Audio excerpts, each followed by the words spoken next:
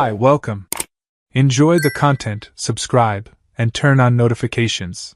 Jacob Miller always believed a strong marriage was built on small, everyday gestures. A good morning kiss before heading off to work, a midday text asking how your day was going, a tight hug at the end of the night, those were the invisible foundation that kept two people connected, even when routine tried to pull them apart.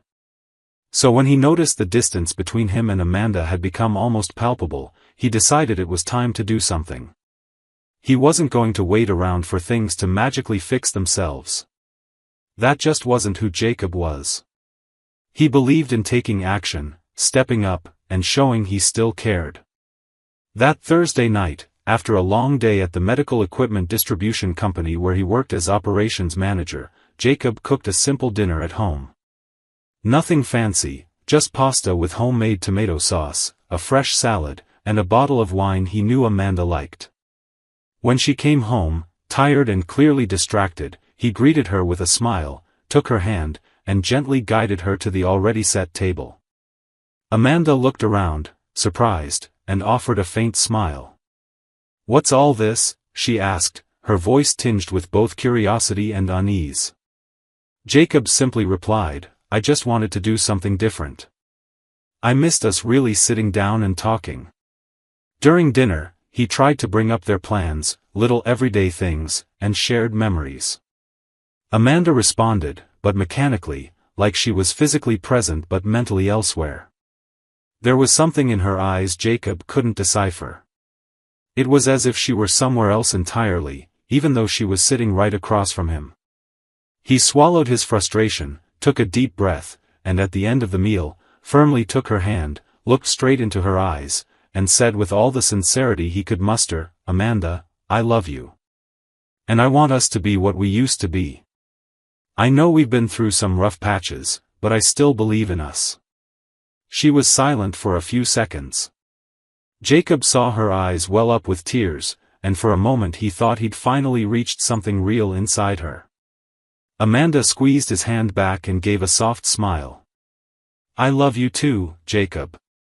Relief washed over him so powerfully he almost laughed. That night, they slept wrapped in each other's arms, and Jacob went to bed feeling like maybe, just maybe, they were finally turning a page. Maybe this was the start of a real reconnection. Maybe he'd done the right thing by laying his feelings bare. But 4 days later, everything fell apart. It was Monday, around 2 in the afternoon. Jacob was in the middle of a meeting with suppliers when his phone vibrated on the table. He glanced down and saw Amanda's name on the screen. Excusing himself, he stepped out of the room and answered. "Hey, love. Everything okay?"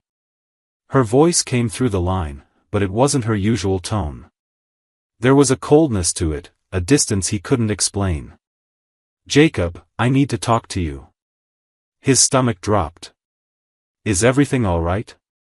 Did something happen?" Amanda hesitated for a beat before continuing, "I need some space.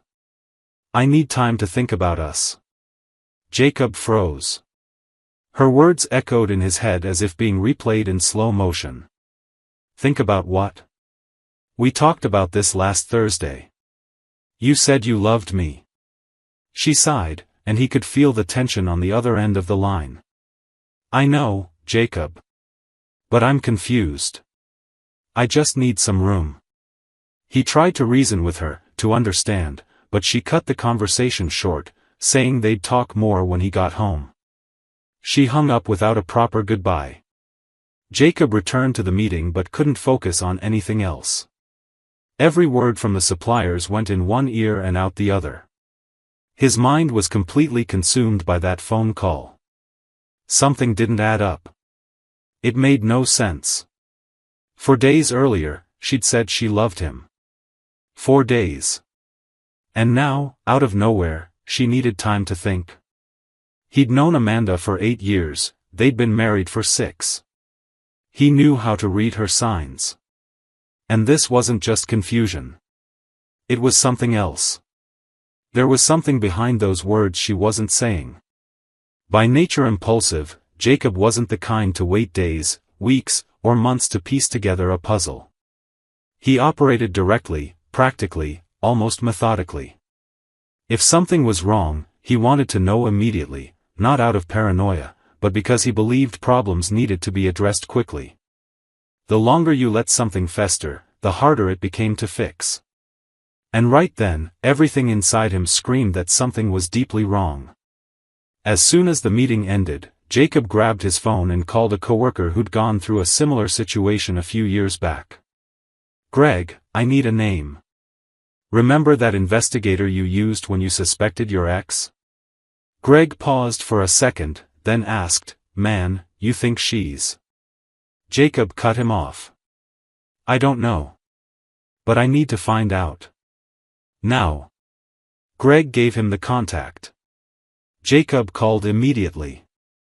The investigator went by the name Marcus Hale, a straightforward, experienced man who didn't waste time with small talk. When Jacob explained the situation, Marcus was blunt. "Look, if you want answers, I can get them for you. But you need to be ready for what might come up.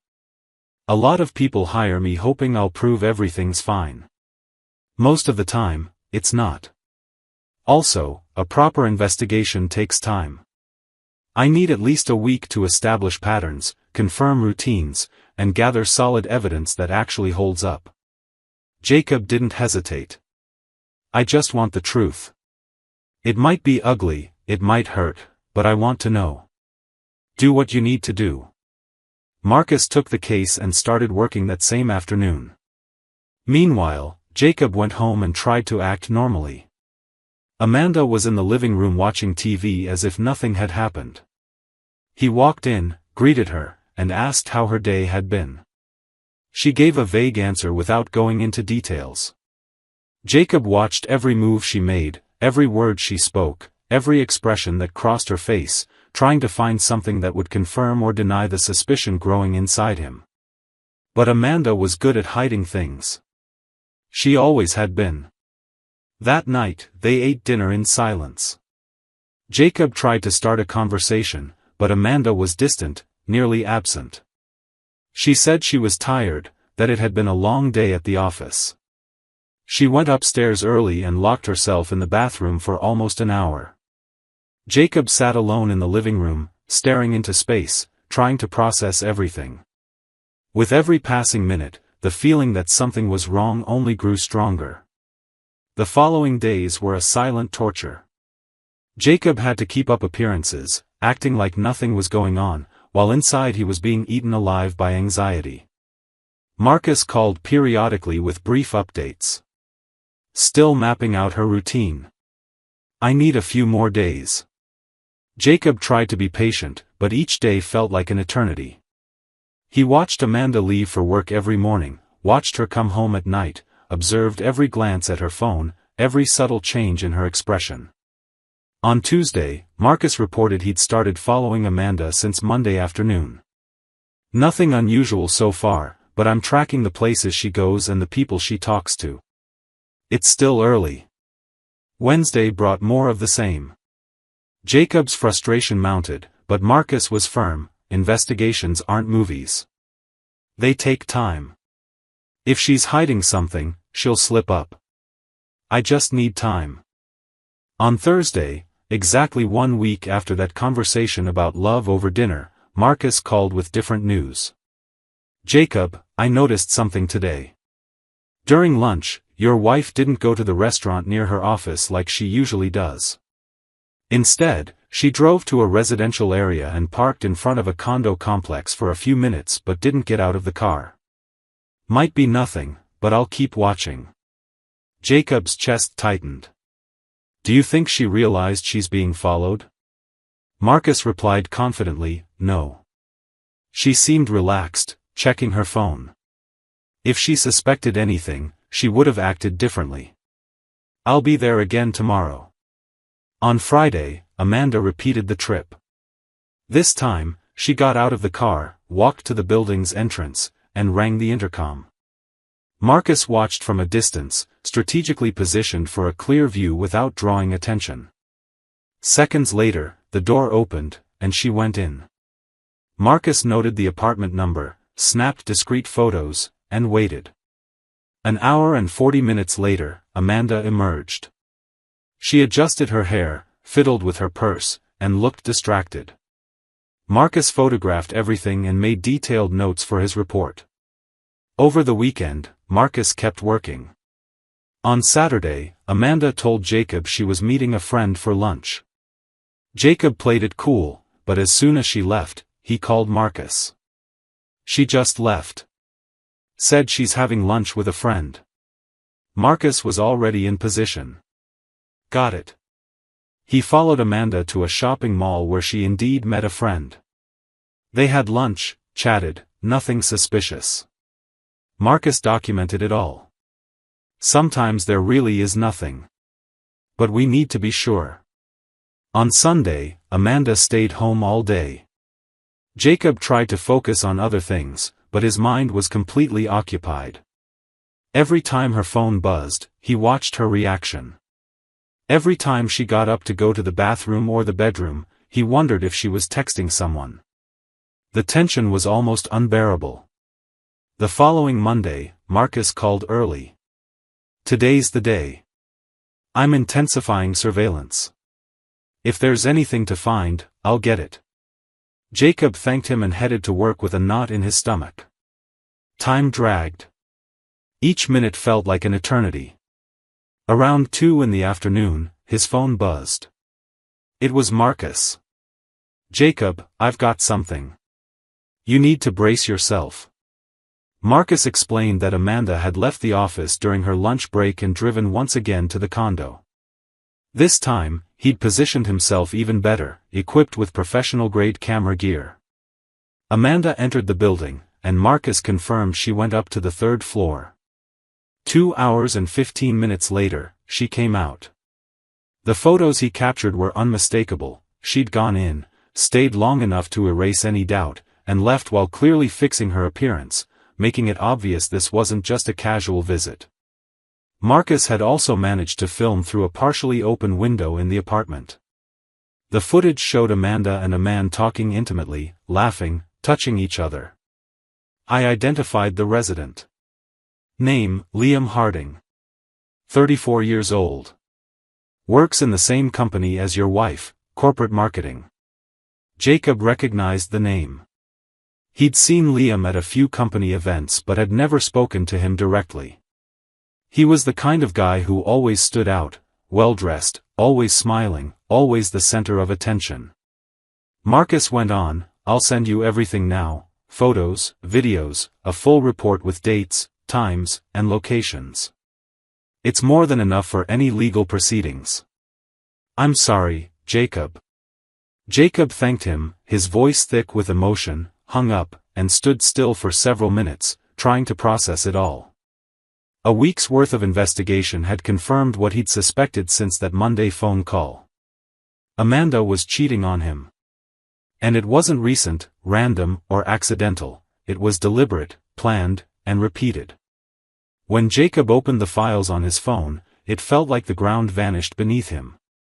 There was Amanda, clearly entering and exiting an apartment he'd never seen, during hours she should have been working.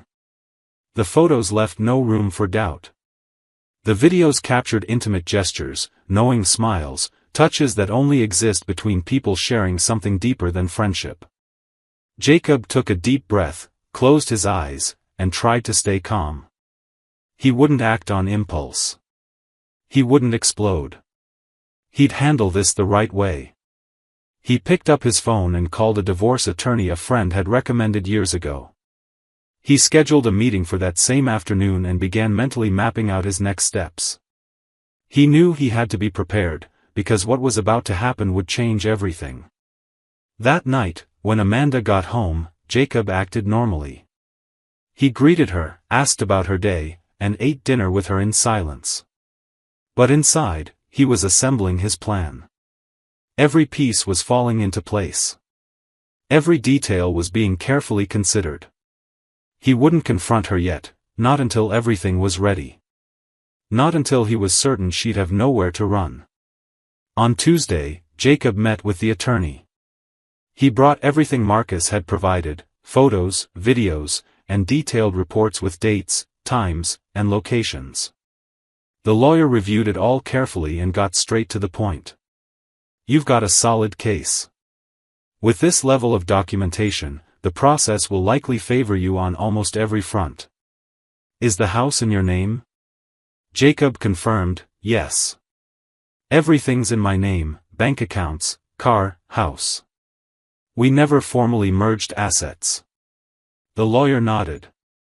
Good. That makes things much easier. I'll prepare the paperwork. Do you want me to officially notify her, or would you prefer to confront her in person first? Jacob thought for a moment. I'll confront her. But I want the documents ready the next day. On Wednesday morning, Jacob woke up before Amanda. He'd barely slept, but his focus was razor sharp. He started gathering all the financial documents he had at home, contracts, bank statements, deeds, and organized them into separate folders. He made backup copies and stored them in 3 different secure locations. When he finished, he brewed coffee and sat at the kitchen table to wait. Amanda came downstairs in her pajamas, hair messy. She walked in, saw Jacob sitting at the table with a thick folder in front of him, and frowned. "Morning," she said, trying to sound casual. Jacob didn't return the greeting. He simply pointed to the chair across from him and said, his voice calm but firm, "Sit down, Amanda. We need to talk." She hesitated, something in his tone put her on edge, but Saturday, about what? Slowly, Jacob opened the folder, pulled out printed photos, and laid them out on the table one by one, like assembling a puzzle. Amanda looked at the images and turned completely pale. Her hands began to tremble. She tried to speak, but no words came out. Jacob leaned forward and said, his calmness bordering on unsettling, "About this." "About Liam. About what you've been doing all week while I thought you just needed time to think. About the afternoons you've spent in his apartment while you were supposed to be working. About every lie you told me while looking me in the eyes." Amanda reached for the photos, but he pulled them back. "No. You'll look, but you won't touch. These are mine. And they'll be used in the divorce." She began to stammer, scrambling for a defense. "Jacob, wait, this isn't what you think. We were just talking, I swear. He's just a friend." "I was confused and he helped me." Jacob raised his hand, cutting her off. "Stop. Just stop. Do you really think I'm an idiot? I've got a full week of investigation right here." "A week, Amanda. Photos, videos, timestamps, everything documented. You go into his apartment, stay for over 2 hours, and expect me to believe it was just a chat?" Amanda started crying. "Jacob, please, just listen. I messed up, okay? I know I did. But I still love you. We can get past this. We have history, we have." Jacob let out a bitter laugh and shook his head. "History? We have history? Let me refresh your memory, Amanda. Exactly 2 weeks ago, you were sitting right here at this table, and I told you I loved you. That I wanted us to be what we used to be. And you, looking me straight in the eyes, said you loved me too. 4 days later, you call saying you need time. And in the days after that, you keep going to Liam's apartment. So tell me, did you lie 2 weeks ago, or are you lying now?" Amanda shrank into her chair, sobbing, grasping for words that didn't exist. Jacob pressed on, relentless. "You know what's worse? It's not even the cheating. It's the coldness. It's your ability to look me in the eyes and lie without blinking. It's treating me like some fool who'd swallow any excuse you cooked up. And the saddest part? All week long, while an investigator documented your every move, I still held on to a tiny hope it was all some misunderstanding. But it wasn't, was it? It was exactly what I feared." He stood up, picked up the folder, and slid the photos back inside. "My lawyer already knows everything. The process starts this week. You can stay here until the end of the month, but after that, you're out. The house is mine, it's in my name, and I'm not giving it up. Amanda jumped to her feet, desperate. Jacob, don't do this. We can fix it. I'll end it with him, I swear. I'll do whatever you want, just don't walk away like this.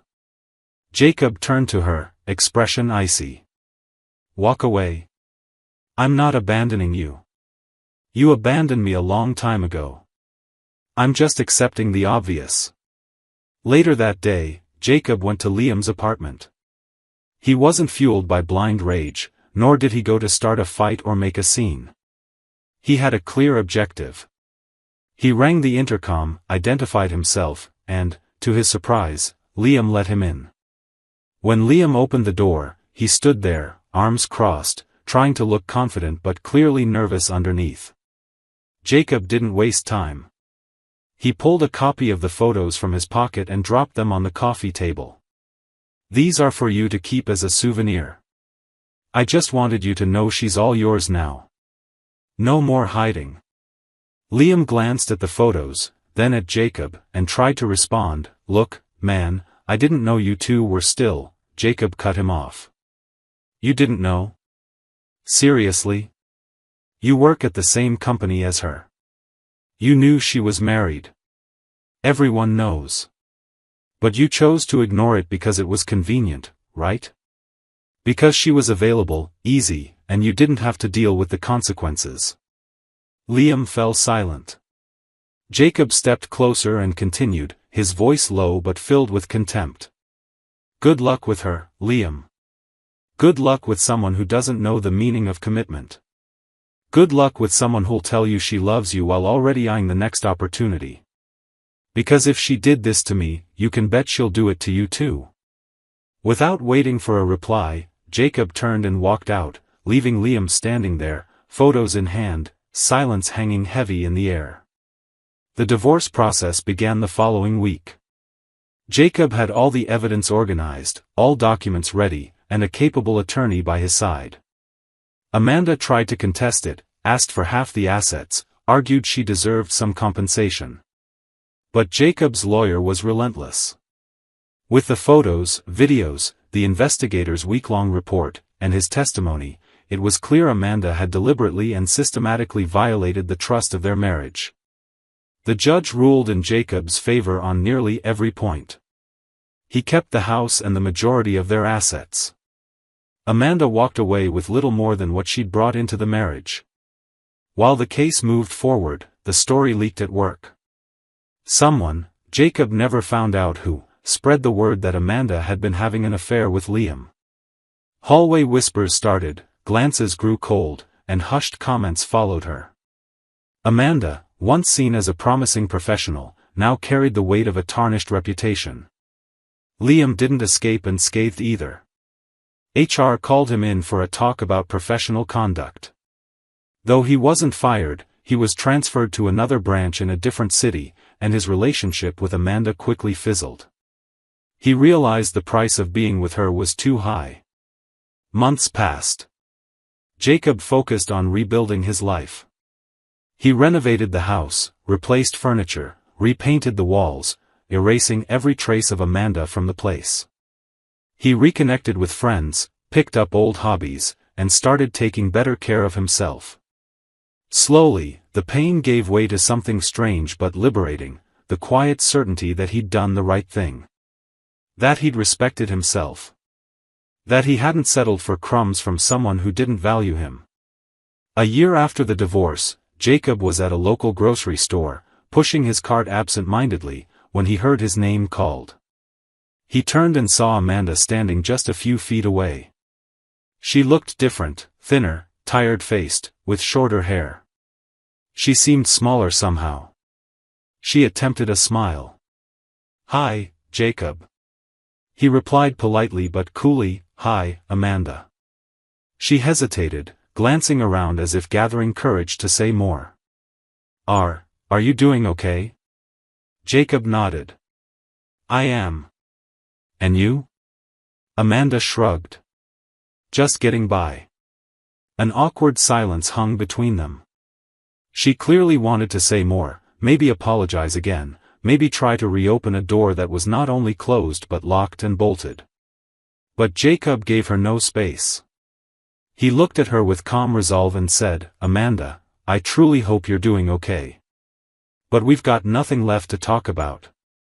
She opened her mouth to respond, but he was already turning his cart and walking away. Amanda stood there alone, holding an empty basket, watching Jacob disappear down the aisles. As he left the store, Jacob felt something unexpected: peace. Not joy, not vengeance, not cruel satisfaction, just the quiet certainty that he'd moved on. That he'd done what needed to be done. And that despite the pain, despite the betrayal, despite everything, he'd come out the other side stronger, more grounded, and more aware of who he was and what he deserved. Amanda, meanwhile, carried the weight of her choices. Liam had vanished from her life months earlier, once he realized the relationship was unsustainable. She tried reconnecting with friends, but many had drifted away. At work, she was still met with suspicion. The life she imagined by looking elsewhere in her marriage never materialized. Instead of freedom, she found loneliness. Instead of passion, she found emptiness. And Jacob? Jacob rebuilt, not quickly, not easily, but solidly. He learned that dignity isn't negotiable. That self-respect isn't optional. And that sometimes, the bravest thing you can do is walk away from someone who doesn't know your worth. Months later, he began dating someone new, not out of desperation or revenge, but because he was ready. Because he'd healed. Because he'd learned he deserved someone who chose him every single day, just as he chose them. The message became clear, not just in his story, but to everyone who witnessed what happened: trust is a gift with no substitute. Once broken, no excuse, justification, or second chance can truly rebuild it. Jacob learned that the hard way. But he also learned that real revenge doesn't come from shouting or exposure, it comes from the quiet strength of a man who chose to value himself, turn pain into resilience, and move forward without looking back. And so, each went their separate ways, Amanda with the bitter memory of a love she destroyed, Liam bearing the mark of a costly mistake, and Jacob with the peace of knowing that after betrayal, the greatest victory is rising stronger, more dignified, and more aware of your own worth. Thank you for watching the video. If you enjoyed it, don't forget to subscribe to the channel and turn on notifications so you won't miss any updates. See you next time.